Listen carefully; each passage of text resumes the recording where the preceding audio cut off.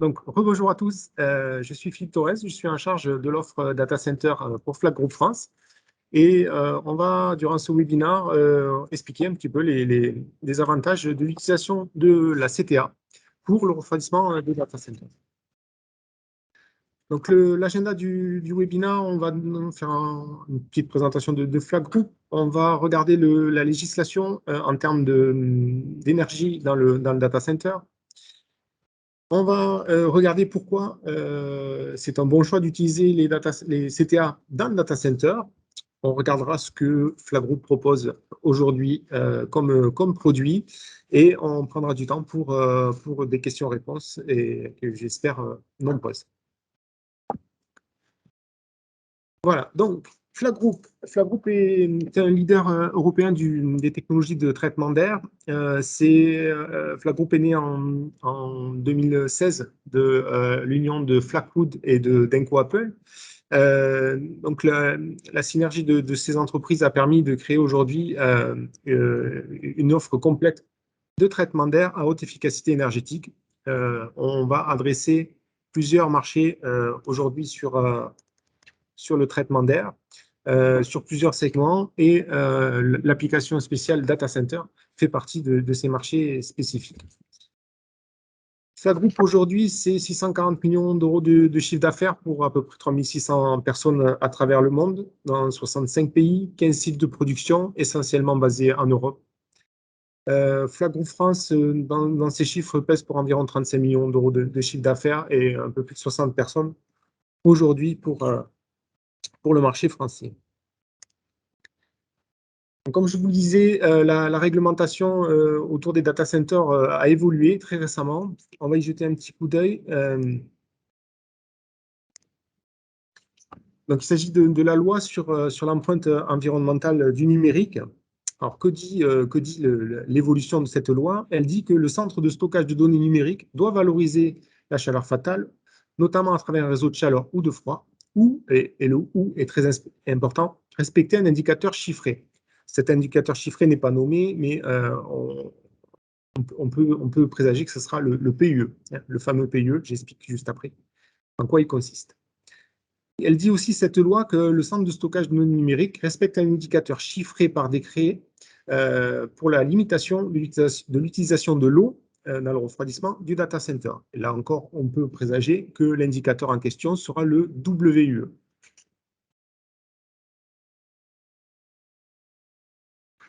Donc, le PUE, qu'est-ce que c'est? C'est un indicateur, c'est un ratio entre la puissance globale consommée par un data center que l'on compare à la puissance réelle qui arrive jusqu'à l'applicatif informatique, jusqu'au serveur.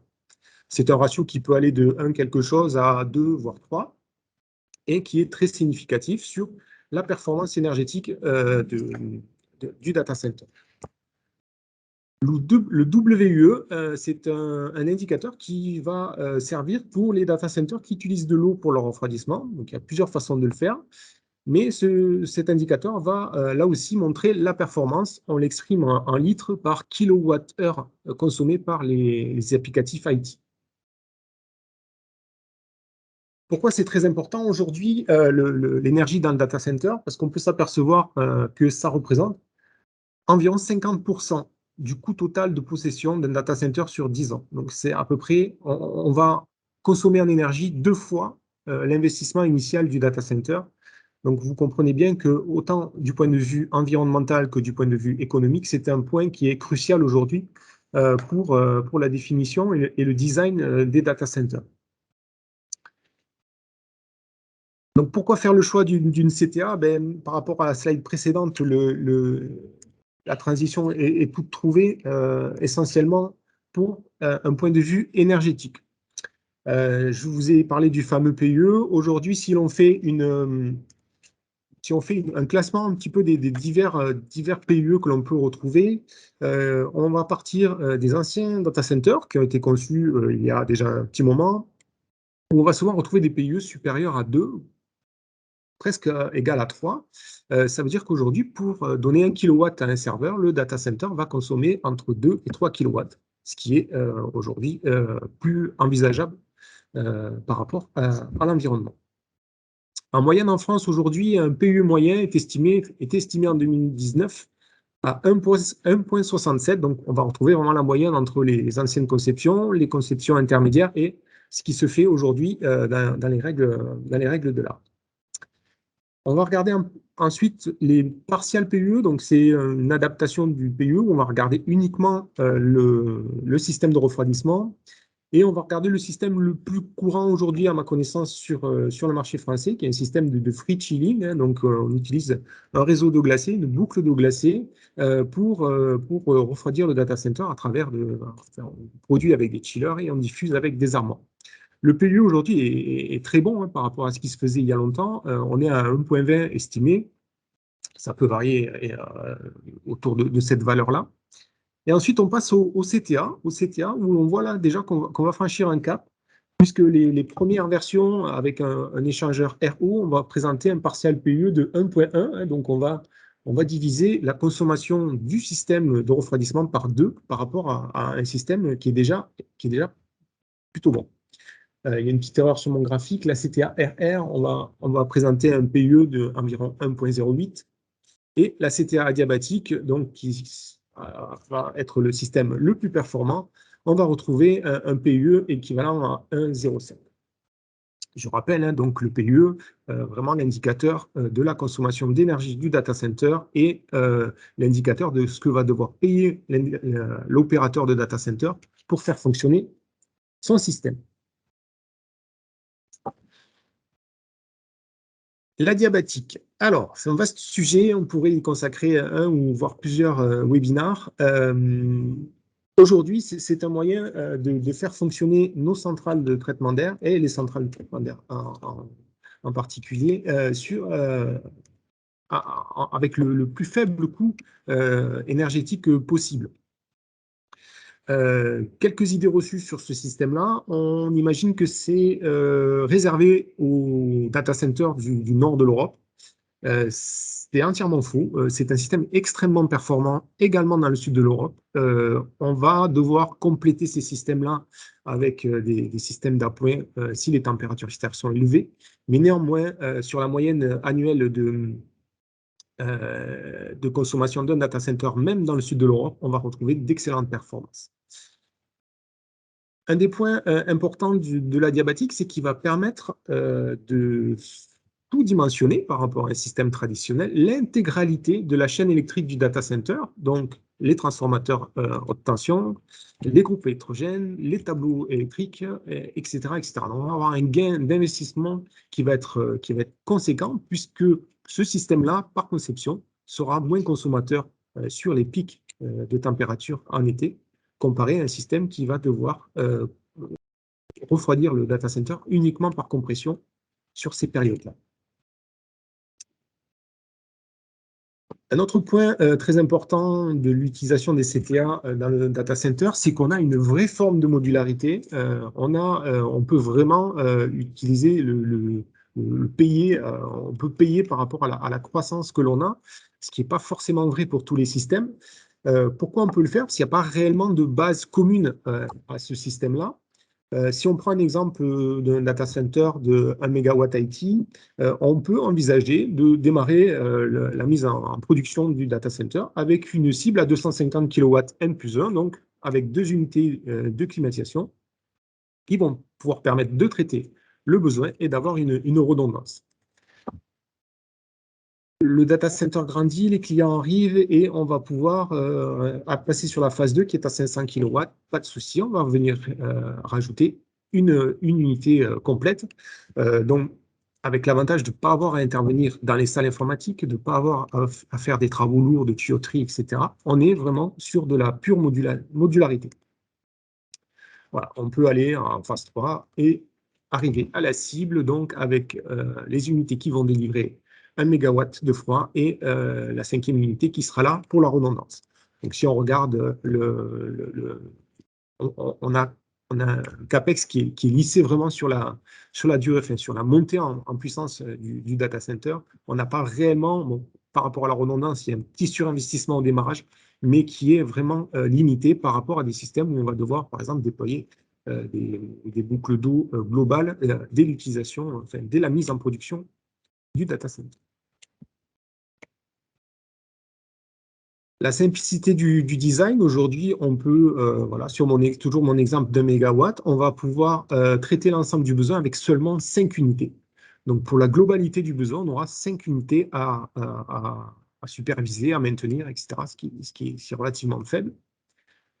Il n'y a pas de point commun de fonctionnement, il n'y a pas de point de défaillance commun à ces systèmes-là. Donc, on peut envisager de faire un design tier 4, hein, donc le design le plus robuste à ce jour, avec le même nombre d'unités que si on faisait un design tier 3, qui est la version juste avant.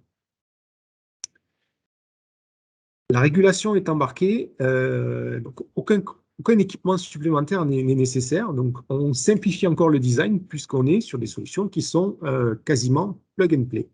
On va avoir le même principe pour la supervision.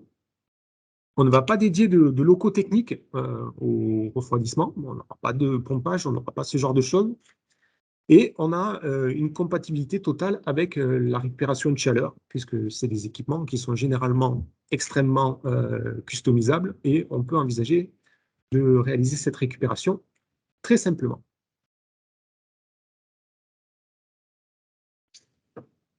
Toujours dans la simplicité du design, on va avoir un gain de ce qu'on appelle le white space, donc vraiment la salle informatique en elle-même, donc l'élément qui est traité, qui est propre, qui est sécurisé en accès, qui est filtré en air, qui est généralement traité en protection, détection, extinction incendie. Donc on va laisser cet emplacement tranquille et nous on va venir s'installer en toiture ou en façade, en intérieur ou en extérieur, mais dans des locaux bruts. On ne va pas avoir besoin de locaux sophistiqués. Donc, c'est des éléments qui sont relativement de taille relativement importante, mais qui vont utiliser de la place aujourd'hui qui est moins chère que la place qu'on va réserver aux baies informatiques et aux serveurs, la raison d'être du data center. Voilà pour les principaux avantages. Il y en a d'autres, mais on va se contenter de cela aujourd'hui. On va en arriver à l'offre de Flag Group, donc sur la CTA. Juste un petit rappel des terminologies pour que tout le monde parle de la même chose. Qu'aujourd'hui, c'est 4 principales façons de refroidir le data center. Donc le direct free cooling. Donc le direct free cooling, c'est très simple, hein, on utilise l'air extérieur directement pour refroidir le data center. C'est évidemment la façon la plus efficace énergétiquement de refroidir un data center. Néanmoins, on a tous les inconvénients du free cooling direct, c'est-à-dire l'impact sur l'hygrométrie et la pollution extérieure que l'on peut amener dans les salles informatiques. Le free chilling, qui est souvent appelé free cooling, on utilise une boucle d'eau entre l'élément qui va l'élément extérieur hein, et l'élément intérieur. Avec l'avantage de pouvoir déporter ces deux éléments-là, on le retrouve souvent sous forme de chiller et d'armoire de climatisation, mais avec l'inconvénient d'avoir une boucle supplémentaire dans la chaîne qui va nous amener des pertes de performance énergétique. L'indirect free cooling, on va utiliser la fraîcheur de l'air extérieur pour refroidir l'air intérieur, mais sans mélange. Donc, on va se couper de tous les problèmes d'hygrométrie, les problèmes de pollution, et on va avoir un échangeur très performant puisqu'on va avoir qu'une seule boucle d'échange sur le data center. L'adiabatique, c'est sur base de free cooling indirect, mais on va rajouter une pulvérisation d'eau dans le flux d'air extérieur qui va nous permettre de fonctionner le plus de temps possible sans compression. Voilà pour la terminologie, c'est important pour ce qui suit. Voilà, donc nos solutions pour data center et salle serveur. Adiadenko, c'est un refroidissement, c'est nos centrales de traitement d'air à refroidissement adiabatique. C'est un produit qui est packagé, qui a des références commerciales que l'on peut customiser à souhait. Les centrales de traitement d'air, là, on est sur du full custom quasiment. on va retrouver donc toutes les technologies d'avant, free cooling indirect, free cooling direct, et tout un tas de secours possibles pour venir faire les appoints nécessaires au refroidissement. Le fan wall sur base de centrale de traitement d'air. Donc là, on est sur un applicatif qui ressemble plus à l'armoire de climatisation, mais qui est sur les mêmes tailles et mêmes produits que nos centrales de traitement d'air. Nous disposons également de toute une gamme d'armoires en eau glacée, en détente directe, en free cooling, ventilateur en faux plancher, etc. Mais on présentera ceci, je pense, dans un autre webinaire. On va se contenter aujourd'hui des centrales de traitement d'air. Voilà, donc on retrouve toutes les schématiques présentées précédemment. Donc, on est capable de fournir aujourd'hui des centrales de traitement d'air en direct evaporative cooling, donc le free cooling indirect avec appoint adiabatique. On est capable de faire du free cooling indirect toujours sans adiabatique, du direct free cooling, le fan wall, et on utilise aussi nos centrales pour traiter l'air neuf et l'hygrométrie dans les data centers. Petit point, donc, sur nos outils de conception aujourd'hui nous permettent de délivrer dès l'étude du produit les modèles BIM de nos équipements. Donc, rentrons dans le vif du sujet et dans le schéma, dans la technique. Donc, sur le produit free cooling indirect avec appoint adiabatique que l'on appelle chez Flag Group Adiadenko. C'est des produits qui peuvent aller jusqu'à 700 kW, ce qui est déjà suffisant, qu'on va retrouver assez fréquemment plutôt sur des paliers de 300 à 400 kW. On peut les installer en position murale, c'est le cas du schéma que vous avez à l'écran. On peut les installer en toiture également. On va avoir l'optimisation totale du PUE et du WUE. Voilà, donc comment ça marche? On va avoir deux murs de ventilateurs, deux fan walls, un sur la boucle d'air extérieure et un sur la boucle d'air du data center.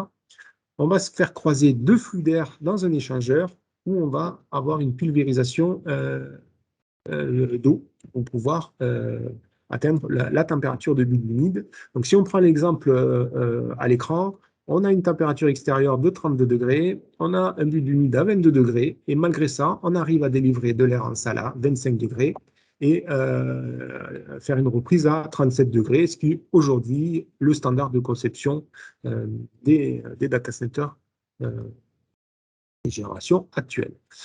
Voilà, donc dans certaines régions, en France y compris, on va pouvoir se contenter de cet équipement. On n'aura pas besoin de rajouter de compression ou de système complémentaire.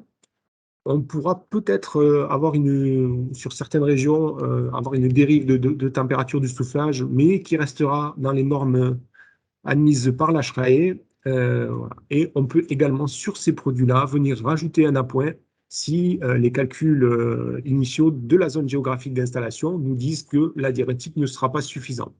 Néanmoins, sur une unité de 200 kW, par exemple, on peut imaginer ajouter un appoint de seulement 30 à 40 kW en étant direct ou en eau glacée, ce qui fait qu'on va retrouver ce fameux impact sur la chaîne électrique du data center et l'économie engendrée sur tous les éléments. Sachant qu'un data center aujourd'hui, généralement, a deux chaînes électriques, on va avoir un impact financier qui va être assez important. Le même équipement, cette fois-ci, il est en version toiture.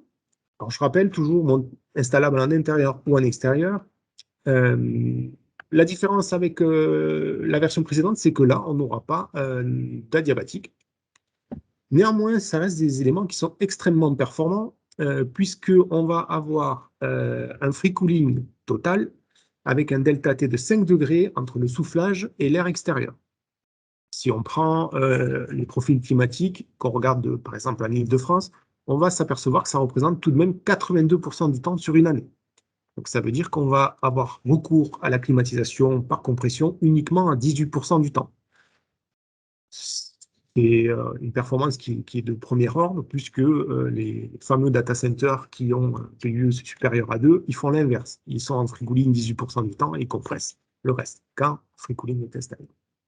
Une petite représentation en bas à gauche d'une de nos références où là, le système est installé en extérieur et donc on voit bien, on n'est pas dans les locaux, on n'est pas dans les salles IT, on est vraiment dans les locaux techniques avec un traitement des locaux qui est moins onéreux que la zone blanche.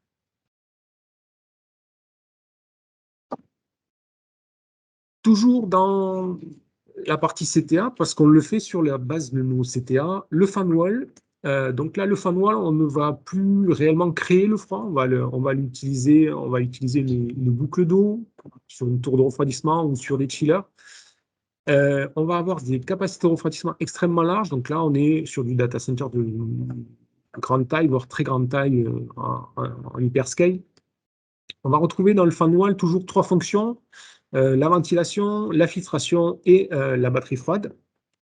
On a X façons d'installer tous ces éléments-là à l'écran de représentation d'installation sur un niveau, sur deux niveaux, trois niveaux. On peut, on peut souffler en ambiance et reprendre en plénum. On peut souffler en faux plancher et reprendre en ambiance. Voilà, toutes ces configurations-là sont utilisables sur le système FanWall. Le gros avantage de ce système-là, par rapport à des armoires de climatisation, par exemple, c'est que sa grande taille va nous permettre de limiter les pertes de charge.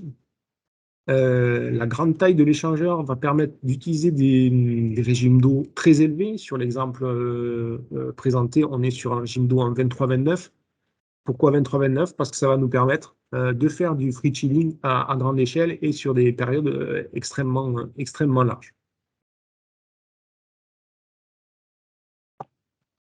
Voilà, tous les produits présentés sont issus de la gamme Careplus de Flag Group. C'est une gamme qui est éprouvée chez nous, qui est sur le marché depuis 2005, qui évolue au fil de l'eau, avec multiples configurations de matériaux intérieurs, extérieurs, et tout un tas de configurations de flux d'air, etc., comme vous avez pu le voir précédemment. Un petit exemple qu'on aime bien montrer en bas à gauche, c'est une installation qui est dans le nord de l'Europe, qui est sous la neige et qui fonctionne très bien. Voilà. Je vous parlais tout à l'heure de supervision. Le fait d'avoir uniquement ce système de CTA pour traiter tout un data center va permettre d'avoir un système qui se suffit à lui-même. On va simplement faire un LAN autour de ces équipements-là. Ils vont interagir entre eux. Ils vont savoir le nombre d'équipements nécessaires pour refroidir la charge du data center. Et on n'aura pas besoin de venir ajouter un système, un automatisme supplémentaire sur ces équipements-là. C'est également valable pour le monitoring, puisqu'on on pourra communiquer avec tous les systèmes de BMS ou de DCIM de data center à partir de ces produits-là sous un type protocole.